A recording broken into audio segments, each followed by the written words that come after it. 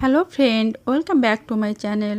আজ আমি নিয়ে এসেছি ইলিশ মাছের মাথা দিয়ে মুড়ি ঘন্ট রেসিপিটি তৈরি করতে লাগবে। আমি এখানে 200 গ্রাম মুগ ডাল নিয়েছি, একটা ইলিশ মাছের মাথা নিয়েছি, আর নিয়েছি জিরে বাটা, গরম মশলা বাটা, আদা বাটা, কয়টা তেজপাতা, কাঁচা ঝাল চিড়ে নিয়েছি, শুকনো লঙ্কা নিয়েছি, দারচিনি নিয়েছি, এলাচ নিয়েছি। কড়াইটা গরম করে নিয়ে ডালটা দিয়ে দিব। আমি ডালটা ভালো করে নেড়ে চেড়ে ভেজে নিব, না হলে ডালটা পুড়ে যেতে পারে। ডাউল ব্রাউন করার পরে ভাজি করা হয়ে গেছে। আমি ডাউলটা ভালো করে ধুয়ে নিয়ে প্রেসার কুকারে দিয়েছি চিড়ে রাখা কাঁচা লঙ্কাগুলো, পরিমাণ মতো জল দিব, দিয়ে আমি এখানে 3 থেকে 4টে সিটি দিয়ে নিয়েছি। আমার ডাউলগুলো সেদ্ধ হয়ে গেছে। এখানে আমি পরিমাণ মতো জল অ্যাড করে দিব।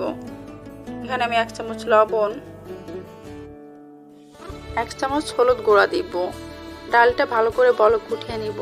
আমি এখানে 5 থেকে 6 মিনিট ডালটা ভালো করে রান্না করে নিব। আমার ডালটা এই পর্যায়ে রান্না হয়ে গেছে। আমি এবার ডালটা নামিয়ে নিব। এবার আমি কড়াইতে সাদা তেল দিয়ে দিব।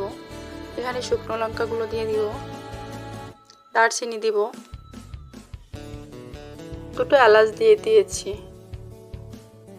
এখানে আমি 1 চামচ জিরে দিব।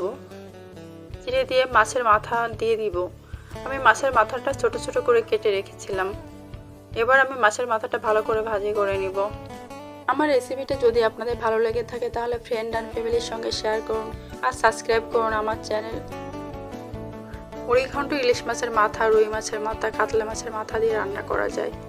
মুড়ি ঘন্ট এরকম একটা রেসিপি, এপার আর ওপার বাংলা খুবই জনপ্রিয় একটা রেসিপি। মাছের মাথা ভাজি করা হয়ে গেছে। এখানে 2টো তেজপাতা দিব, 1 চামচ আদা বাটা দিব, 1 চামচ জিরে বাটা। মশলাগুলো দিয়ে আমি ভালো করে কষিয়ে নিব। আমার মশলা কষানো কমপ্লিট। এখানে ডাল ঢেলে দিব।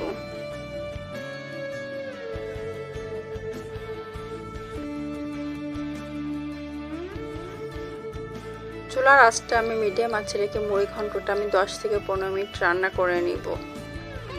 এখানে 1/2 চামচ চিনি দেব এবং 1/2 চামচ গরম মশলা বাটা দিব। মুড়ি ঘন্ট কমপ্লিট। আমি এখানে জিরে, ধনিয়া আর গরম মশলা ভালো করে ভেজে গুঁড়ো করে রেখেছিলাম, সেটা দিয়ে দিব।